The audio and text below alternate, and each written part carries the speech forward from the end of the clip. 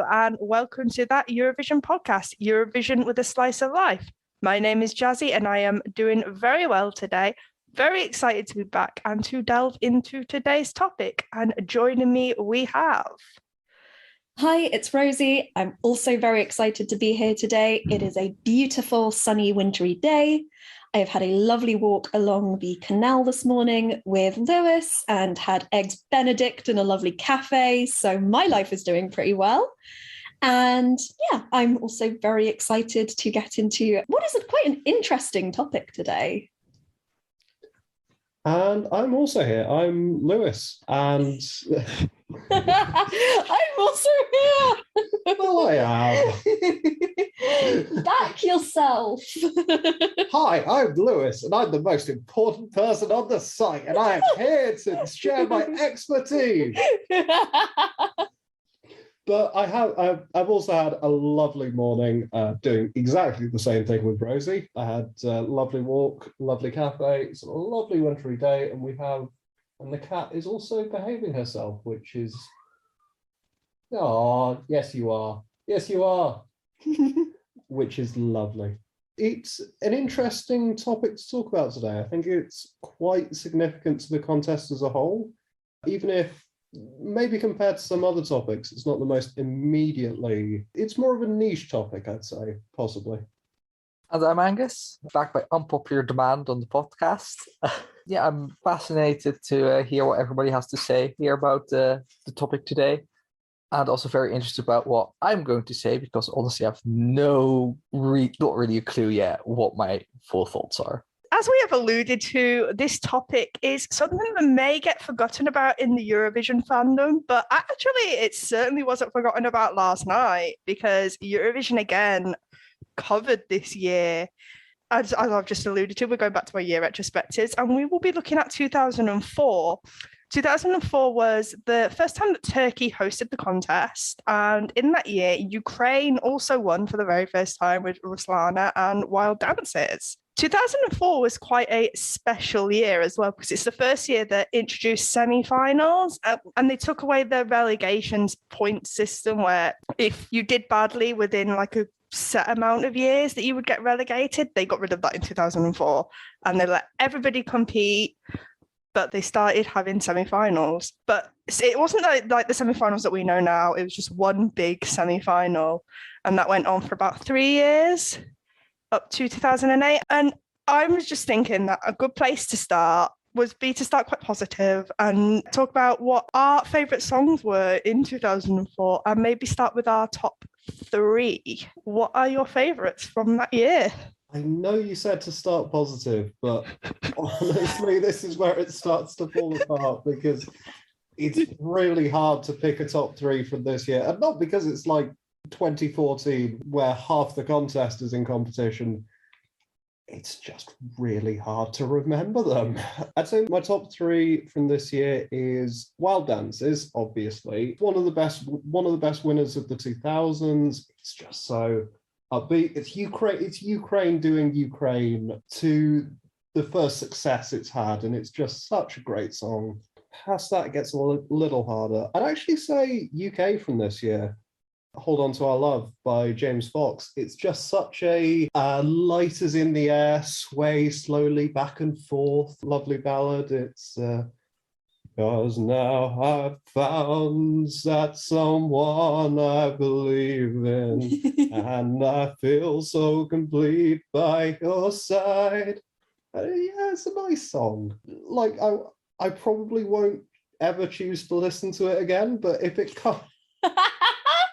if it comes on, I won't say no. And past that, weirdly, it's going to be Bosnia and Herzegovina in the disco, because it's one of the only ones I can properly remember, because it's been stuck in my head all day. So it's a fine little dance number. There isn't so much dance in the contest these days. So yeah, it fills a place. I think it says a lot when you name your second place song and you say, it's not something I'm ever going to listen to again. For me, picking my first and second place was very easy, and picking my third place has actually been really difficult. And for the purpose of this podcast, I'm actually going to put my third place as what was at the time the former Yugoslav Republic of Macedonia, now North Macedonia, with Toje Prosecki and Life. I think it's a really fun performance. I think it's very different. It really stood out when I was watching it. The running order we're still at the point of just completely randomized running orders. And there's this whole section in the middle where it is a lot of very upbeat numbers. So you go from In the Disco to One Life to Believe Me to Life to Shake It. And to me, it did still stand out among that. And I think it was a really fun performance. I think it was a really interesting performance. So I'm going to give that my third place. Also just RIP. And then my second and first place actually just mirror the real results. Serbia and Montenegro with Lana Moy in my second place. I'm not sure if it was the first Balkan ballad we had, and I'm 99% sure it wasn't, but it really was a sort of codifier of that style of music, and it is so beautiful. It doesn't feel like it's aged a day listening to it. And yeah, my number one, Ukraine, Rizlana, Wild Dances. It's such a joyful number. It stands out completely amongst everything that there is in this year. It's so upbeat. It's so energetic. It has such a fantastic combination of the sort of upbeat pop, fun dance numbers that people do seem to be looking for and enjoying this year, but with so much Ukrainian culture in there as well. And I think they got the balance absolutely perfect. And it's a legendary performance. Like, yes, I think it has aged, but I still love it. As resident contrarian and small countries enjoyer, I'll not repeat the love for Wild Dances Lana Moy because they would also be in my top three. I'm like, let's put something else in there. Quick shout out to semi-finalists Monaco and Andorra, who always are underrated in the modern contest, if you ask me. So that, and Estonia also had a pretty fun song that year with different, like a language that we don't really hear in Eurovision, so that's always appreciated. But I think my top three are, my third place would be Spain. I don't usually vibe that much with Spanish entries. I don't know why. They don't tend to connect with me. But this one was just, yeah, it was fun enough. Like it was, and it didn't really have any negatives for me. Like it has aged, but it's like that fun, specific brand of mid-zeros pop that's still listenable today. Then my second place would be Albania. It's the most 90s song of the evening, I'd say. It's straight from the 90s, but that's not necessarily a bad thing, especially as Albania often does, just send in someone with a great voice. And then my number one will be Turkey with their ska pop punk moment, which was, it definitely was a burst of energy on stage. And it was something different, which I always appreciate. Actually, I'm going to go in a totally different vein as well. So we actually have quite a mixture of top threes to say that I think, you know, like in our opinion, this isn't the strongest year in the world, but we actually all have different top threes. So that it actually really works out. Again, and I do want to give some special mentions to Turkey and Ukraine, however, because I do really, really like their songs, but they were my fourth and fifth. So I will get into it now. My third place, and if you know me on this podcast, this will come as no surprise. I love that typical beautiful Irish ballad. So my third place is If My World Stopped Turning by Chris Doran. I just really enjoy this song. I was introduced to this song. This was one of the songs that, again, I was introduced to via ESC radio. It's just a song that I've probably loved ever since I first heard it. It's very Westlife-y.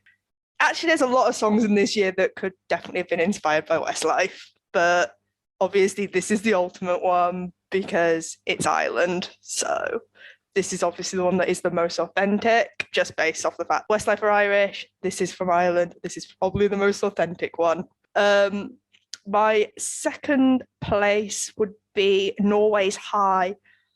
Again, I really like the anthemicness of this, and I definitely don't think it deserved the poor result that it got. I think out of those like male balladies type songs, this is probably one of the better ones in the final, and it just deserved a bit better. And again, I really enjoy it. It's anthemic, and I just really am I just vibe with it. And my first place, I think, isn't really a surprise. It's Belgium with Xandi and One Life. This is the type of music I would have listened to back in 2004. It's clubby, it's boppy, I enjoy it. It stands out in 2004 because I think it's quite a ballad-heavy year. I feel, unfortunately, it probably falls victim to the fact that Wild Dances, the performance, the song, everything about that stands out so much that One Life didn't really stand a chance in that up-tempo vein, as it just comes across as a little generic for that year when you look at Wild Dances. And Rosie has her hand up, so I'm going to let her speak. One thing I've just found out, you know why Ireland's entry sounds so much like it's from Westlife? Because it was written by Brian McFadden, member of Westlife. I haven't. Well, I did not. I did. Wikipedia. That shows I don't do my research. I literally only just found this out, but I was just curious to see who wrote it when you mentioned that. And yeah, there you go. Oh, so we found out we have a famous songwriter in our midst. Okay, so yeah, it probably definitely was very authentic to Ireland then. And that is kind of all I have to say on my top three. Another thing that we have to look at when we look at 2004 would be the hosting and the quality of the show overall. Did we think Turkey actually put on a good show, or was there things they could have improved upon? So I was discussing this morning, like, what did we think of the hosting? And my word for the hosting was unobtrusive. It didn't stand out. It wasn't so inept that it's going to go down in history as iconic like the previous 1991 retrospective. It's there. It's fine. It didn't really stand out in any particular way for me, but it didn't stand out badly just as much as it didn't stand out well. It's interesting for me looking at the postcards from this era as well, because they really are just like stock tourist board footage.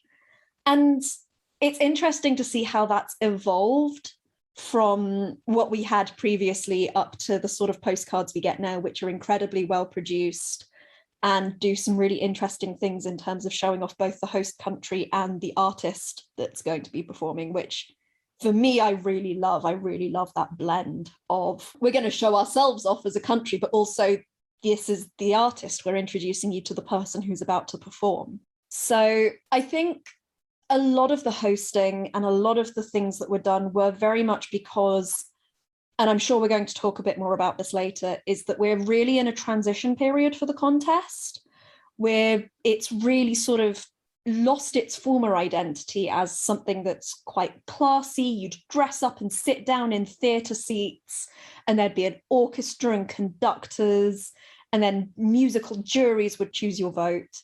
And it's moving something into much more mainstream, much more popular, much more sort of large scale live shows. And I feel like a lot of what we're going to say about 2004 is because it's in this transition period, it's really trying to find its identity again. And I think a lot of the hosting, a lot of the sort of procedure of it is because it was still trying to find its feet. I think I more or less mirror Rosie on this one. The hosts are fine. They're good for the contest. They're charismatic enough when they're on stage. They keep things moving along.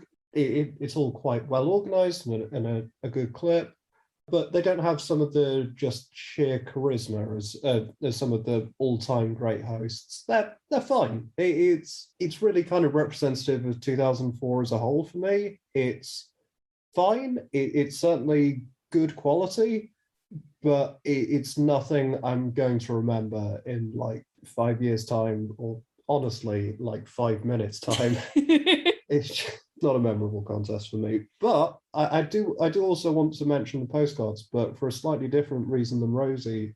I mean, obviously 2004 is the first time Turkey hosted a contest, but it's also the first time it was hosted by such a sort of Eastern, sort of Eurasian.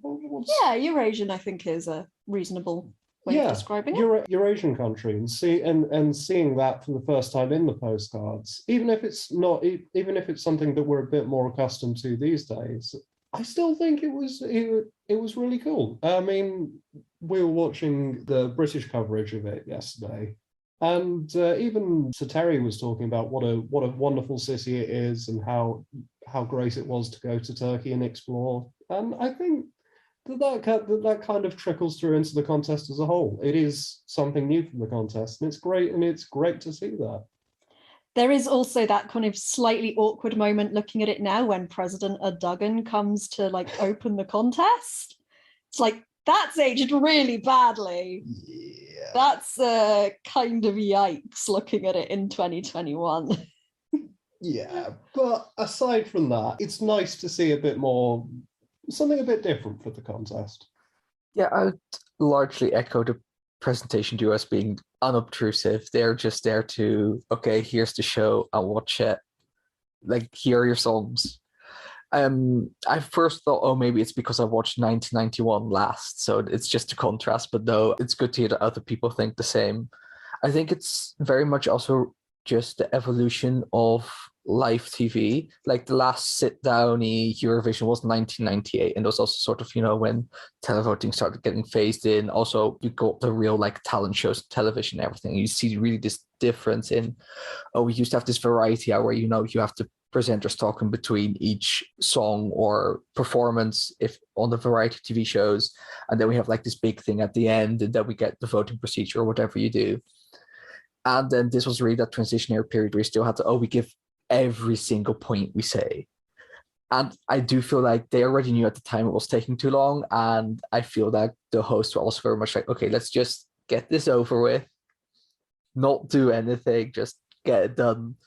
At least there also wasn't any big like drama with the voting, since there were ties or things very unclear, which also helped just move the show along, but at the same time made the hosts less visible. I mean, the staging was fine. The problem, many countries seem to struggle with just using the background. Like there was some form of background going on, but a lot of them just used straight from 98, just some spotlights that with random colors with no real rhyme or reason. And okay, here are the dancers just slightly off to the right in the back because reasons. There's definitely some evolving going on as we see like Wild Dances winning, which is just a full choreography and dance song. It's a full performance, but it's really one of the few songs of the night that have something like that. And I think that is also very indicative of the whole show, of like how you see these slow moving parts of how everything changes at the time. I think it's interesting you point that out as well, because the last two winners prior to Wild Dances were also big, heavy choreography numbers. I Wanna and Every Way That I Can were both big staging productions. So it is interesting seeing how there's that sort of consistency there in terms of what, particularly now that we're in a almost fully televote era, what the televoters are being drawn towards. I do think it's really indicative of that era as a whole. You also had the following year, 2005, which also, again, was a big, heavy choreographed dance pop number. I do think that female up-tempo number was just very, very popular at the time, and hence that 4 of them won in a row. I don't know if one has won since Toy, obviously. Just thinking about it, the only non-choreographed winner of the televote era would be Molitva. Like everything else, you've got like Lordi, big production. Dima Bilan, you had the ice skater. 2002 Latvia. That is a song that lives and dies on the performance. I think it really says something about the era as a whole. The songs definitely sort of took a backseat to their performances, and yeah, I think it's an interesting time for the contest. Even 2001, everybody, that disco-y vibe had definitely came back at that point in the 2000s. And also shout out to Tanel, who hosted SD Law last night. Again, I think I'm just going to get into my points onto the contest. I feel like it was very bam, bam, bam, bam, bam. Like opening, songs, break, more songs, recap, interval, voting. It was very quick, very efficient, and I feel like at times I think that we've echoed that is what we actually like in the contest. We don't like the contest to be dragged on too long. You can start to lose interest if you have like 4 or 5 interval acts after the songs, or even have interval acts during the songs, which can be very off-putting. which I like that. However, the hosting was forgettable. It wasn't necessarily in a bad way. It's just there. The hosts are there, and they're keeping the show running smoothly, and they do that in a very efficient way. 2004, you really see the step up between 2004 and 2005, especially in the way that they used the stage. I think 2004 is probably the last small stage scale contest, where I think after that you go on to like this big massive stage, and the contest has kind of remained that ever since. I think they've scaled down slightly after 2012, but because obviously after that the arenas just got a bit too big and they weren't filling them. I definitely think 2004 was very much the end of a transitional period. But I think we're going to talk about transitional periods, not just for 2004, but for certain countries, because we're going to talk a little bit about Ukraine, because this was something that kind of came out yesterday. One of the Eurovision producers for 2020, C.S. Baker, recently revealed that Ukraine had a 3-year plan implemented in 2003, which was compete, win, and then host. And that was something they executed very successfully. They debuted in 2003, they won in 2004, and they hosted in 2005. Do you think other countries have kind of followed this in the past? Or do you think there's countries that could follow this now and that would get them better results? I'm just interested to hear your thoughts. I think one of the things that's quite interesting is, as we've already said, there was a definite pattern to the winners at that time. And I feel like there is much less so now. So I feel like it would be much more difficult for somebody to do that, because it's just so hard to predict what Europe is going to fall for on any given year. Like the difference going from 1944 to APD to Toy to Arcade to Ziti Ebony, they are such incredibly different songs. And if you went in trying to copy the formula of the winning songs from the year before, you're probably not going to do very well. And I think people are much more conscious of that now, even if it's sort of subconsciously. People want to see things that are authentic and genuine. They don't want to see something that is just like something they've heard anywhere else. And so I feel like it would be much more difficult to implement a plan like that, simply because, first of all, there's more countries, so you've got to compete against a lot more countries to be able to actually win in the first place. And then secondly, it's just much less formulaic. It's much less predictable. There's no pattern to winning aside from just doing something that fits your artist and fits your country. And even then, that doesn't always pay off. And I say this as someone with Georgia as my second place in 2018. That is a song that is perfect for the country. The song is authentic to the band, but it came last in its semi. So it's not always going to be a guaranteed formula. And I feel like I like that. I actually prefer it. It's just interesting looking back, seeing that that was something that was possible and was actually executed. And I don't feel like it would be possible nowadays.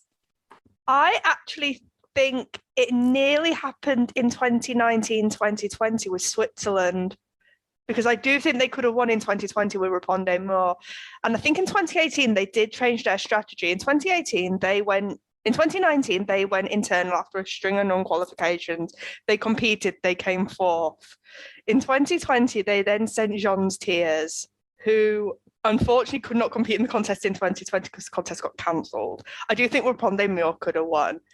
And I think you do see this plan, again, kind of executed in 2021 because they won the jury vote. I do think Switzerland tried to implement something like this, and it nearly did pay off, but it didn't. Another example would probably be the Netherlands in 2013, 2014, where they had a string of non-qualifications for years. And then in 2013, they came back, they qualified. And then in 2014, they sent something and they nearly won the contest. And I think the Netherlands then implemented this for years to come. And eventually the win did come. So I think we've seen it implemented, but either in a longer run or it was disrupted by COVID. But I think we've seen a plan like this implemented by both the Netherlands and Switzerland. I mean, it is heavily song dependent. Like I wanted to actually say what Jazzi said, especially the Netherlands is a standout version of that. And did Switzerland look more towards the Ukrainian method or the Dutch method? Who's to say?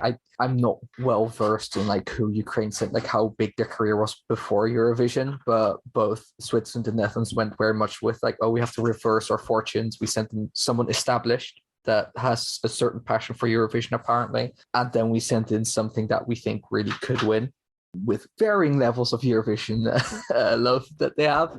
But I do think in that sense it can be a copy. The thing is, of course, the success rate is, it's hard to say. If Ukraine hadn't sent in Wild Dances, but something else, would they have won?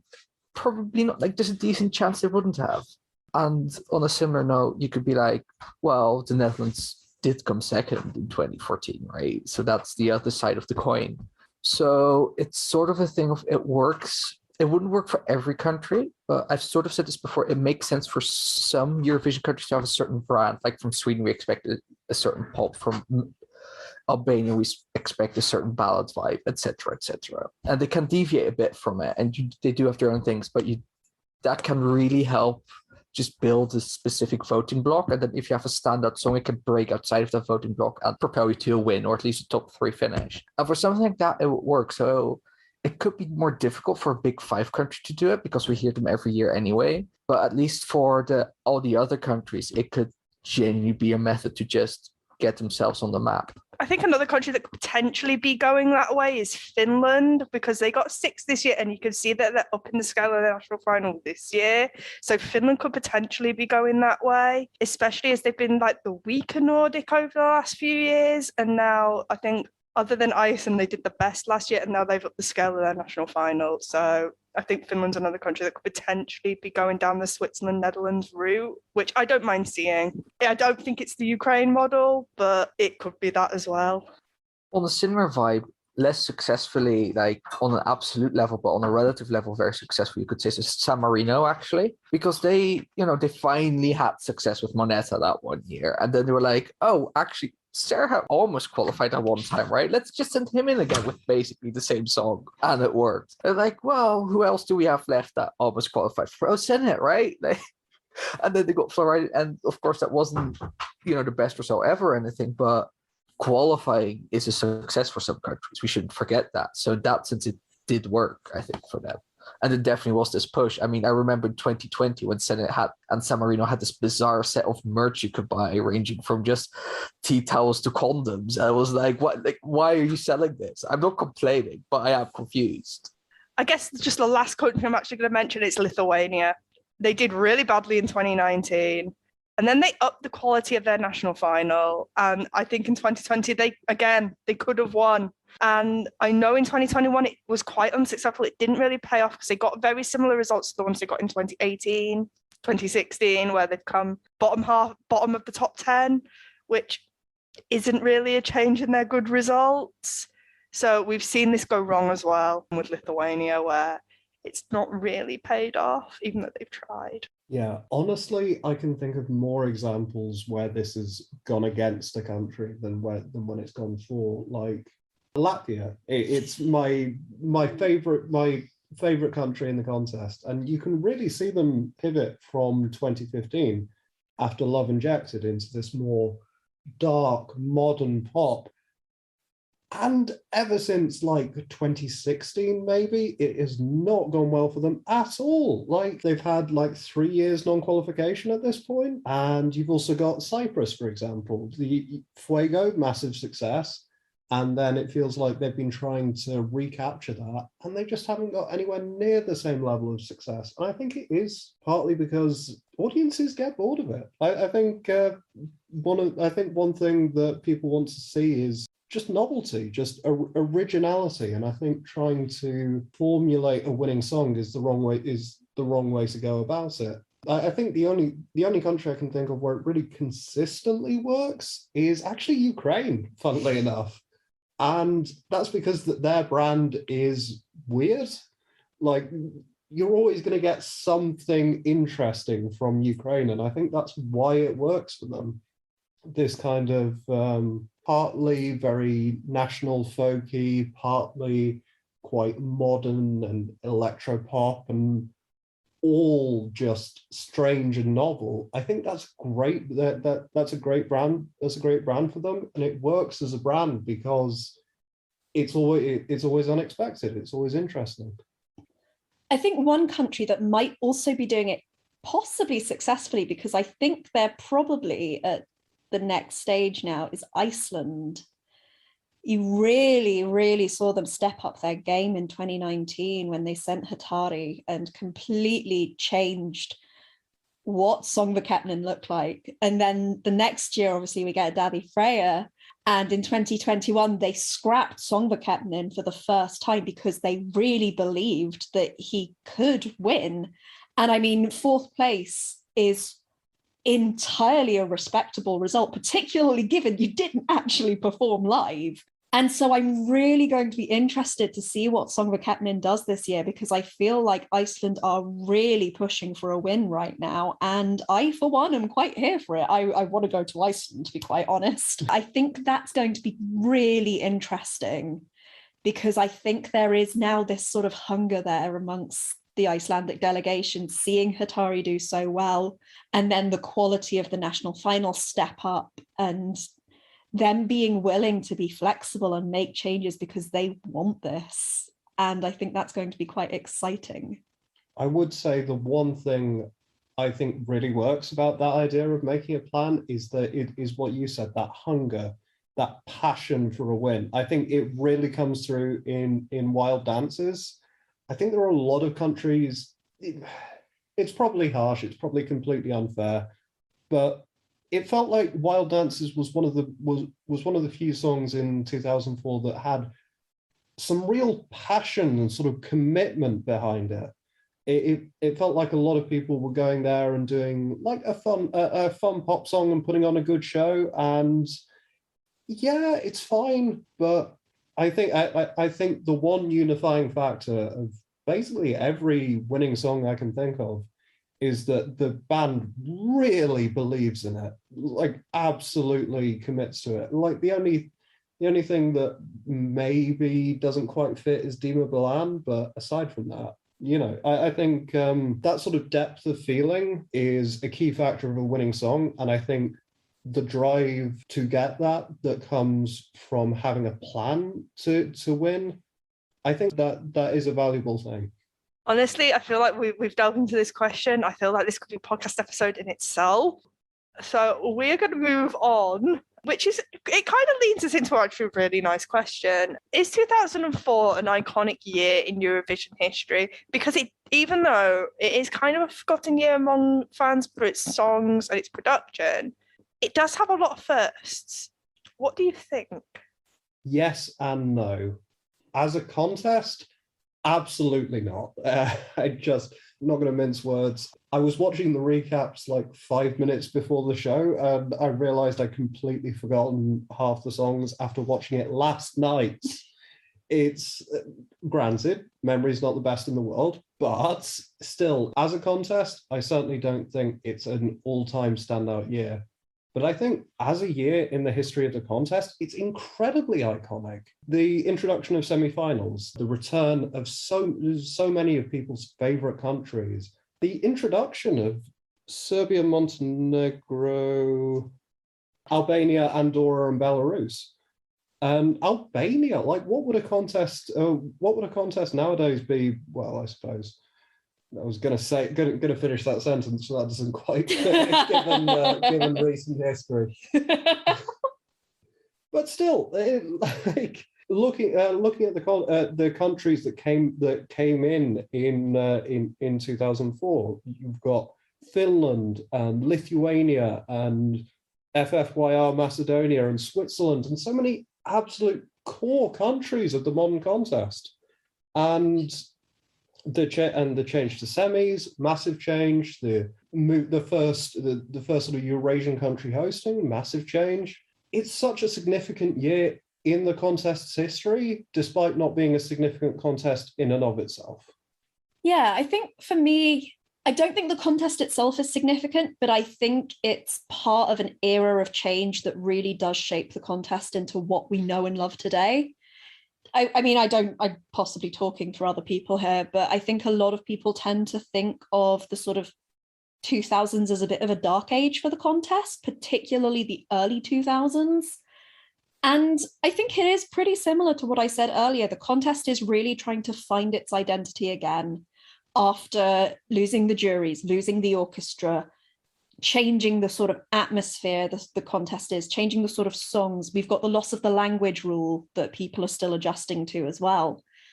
And I think it's fascinating to watch from that standpoint, even though as a contest, again, I don't think it's a particularly memorable one. Wild Dances is a fantastic winner. L'Anémoie really does sort of codify that Balkan ballad trope.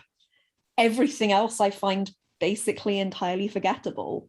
But I think it's so interesting to watch from that perspective, because you really can see the way that that contest is changing and the way that countries are trying to figure out how to respond to it. You get the countries that are sending great singers with soaring ballads, and you get the countries that are sending big performances to try and appeal to televoters. And it's really interesting to watch and analyze from that perspective. So even though I don't think the show itself is especially exciting, and I don't think the song quality is great, I do think from a historical sense, looking back on it now from what we know the contest became and what it was previously, I think it's really interesting to see that shift happening. I feel like Lewis and Rosie have kind of taken the words out of my mouth. Like, it is not an iconic contest in itself. The songs aren't memorable. The hosting's not memorable. The winner is very good and is memorable. But it's what the contest kind of implemented. Like, it implemented semi-finals. It implemented the fact that everybody's now allowed to compete. Nobody's getting relegated from the contest. So you get that broad range of cultures within the contest, whether it be in the semi-final or the final. It brought in so much. And I think you see it fully implemented in 2005, where I think we get a lot more debuts. And we get a lot of debuts for years to come after that. So I think it's not an iconic contest, but the things that TRT implemented, the Turkish broadcaster at the time, a lot of them have stood today, although a lot of stuff has changed. I think they changed the contest for the better. And I think you have to thank the Turkish broadcaster and the EBU for that. And we wouldn't have the contest we have today without having 2004. So it is a bit of a weird one, but in a lot of ways it is iconic, and in a lot of ways it's not. With you talking about it there, it made me think that the sort of things that 2004 introduced, it feels like a missing link in the contest. That there was this big transition in 1999-2000 when the juries left and it became very televote focused. But after that, for quite a few years, you got, I wouldn't say it's universally bland, but I'd say there's quite a transition towards a more standard model of contest. I think the next time you see like big changes be implemented is by RTS, the Serbian broadcaster, when they separate the two semi-finals, and that has stood today. That is still a thing. And again, Serbia only came into the contest in 2004. And yet they made this big change in 2008 that still stands today. We have two separate semi-finals, and they absolutely made the right call in doing that, because the semi-finals were getting too long, and it allowed a country that only joined 2004 to implement their own big change that still reflects Eurovision today. And I think that's sort of representative of the biggest thing that 2004 did. That the songs, sort of 2000 through 2003, were sort of tending towards homogeneity slightly. There was a lot of pop, a lot of big dance numbers, and a lot of big ballads, and not all that much else. And I think something that 2004 really did by bringing in the semis and allowing so many other countries to compete, it kind of unlocks the televote formula by allowing so much novelty back into the contest. And I think that that's the key part of how the contest in the sort of televote era evolved and thrived. I mean, 2006, one of my favorite years of the contest of all time, easily. I think, again, you have to look at, if they hadn't made the changes they made in 2004, would Serbia and Montenegro have debuted? Don't know. Would Serbia have gone on to win the contest in 2007? Don't know. Would Serbia have gone on to make the changes they made in 2008? Don't know. So, yes, in that way, yes, 2004 is an iconic year because it let the Serbian broadcaster make the changes they did, and their changes are stand today. So, I mean, there's not much really for me to add, is there? I would say maybe the best way also to look at it is, as you maybe all the listeners will also have noticed, 2004 is not an iconic year because it's not a good conversation topic, but it's a great jumping off point for conversations, be it about the contest, be it about music of that, general music of that decade. I'm sure, like, there's also like a very interesting conversation to be had maybe about just the state of international politics at the time, if that's your kind of thing, especially with the EU expansion, how the Eurovision expanded at the same time. And there's a lot of that can definitely be spoken about with this contest as the jumping off point, but it's rarely the topic of conversation itself. And I think that almost brings us to the end of this episode. Do we have any final pointers that we would want to add? Like, this really is a contest with a lot of men with feelings. That if you wanted to phrase that another way, you could say it's a contest full of boys with emotions. Try not to show them. I don't actually know the rest of the words to that song, and I also don't like it that much. So sorry, Felix Sandman, but I wanted to get that reference in. I mean, you've totally inspired me when I'm writing the article on this episode. I could finally get that punchy line in. Yay!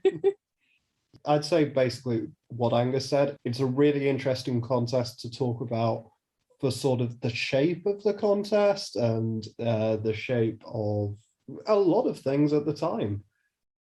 It's an incredibly boring contest to talk about itself. It's fine.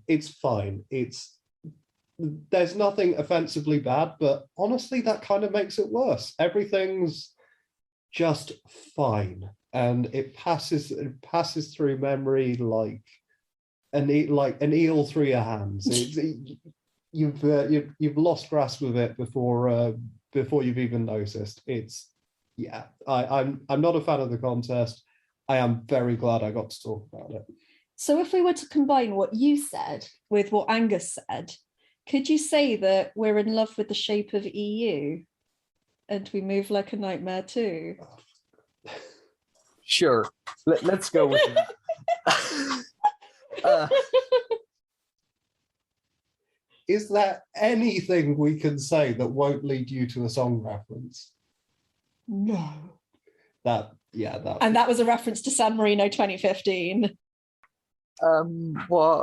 There's not much for me to add. I think what is also interesting to point out is that I have to think there were a lot of artists also debuting that would return in later contests. Like, two that stand out most are Jazzi for Iceland and Dean for Bosnia and Herzegovina, and I'm sure there were others. I know also Germany was written by Stefan Raab again, which is bizarre if you listen to that song and his usual musical output. It left me confused and slightly worried. But I think that is also interesting to see how, it's just interesting to see that there were debuting artists here that then would return mostly more successfully in a later contest. Dean was robbed in 2016. I think like any final pointers would be that this was a time for change, and what it implemented in 2004 are things that have gone on to stand for years to come. So I think you need to thank the organisers of 2004 for a lot of stuff. You maybe don't thank the countries for what some of the songs they selected in that year, because it did make for quite a long show and it's quite mundane and forgettable in itself. But the practices are still there and they're memorable. So I think all in all, 2004 was a good year for the contest and for the future of the contest. So we have to be thankful for that. And I think that just takes us to the end of today's episode of That Eurovision Podcast. I want to thank Rosie, Lewis and Angus for joining me today. And you can keep up with our episodes of That Eurovision Podcast on Spotify and Apple Podcasts. And make sure you are following us on all our social media at That Eurovision site on Twitter, Facebook, and Instagram, and check out our website, That Eurovision site, on Google or wherever you want to check it out to keep up with all your Eurovision news, or your national final news, or your junior Eurovision news. That is where you can keep up with everything. And I think it's time for everybody to just say bye. Bye. Don't forget to rate if you're listening on Apple Podcasts.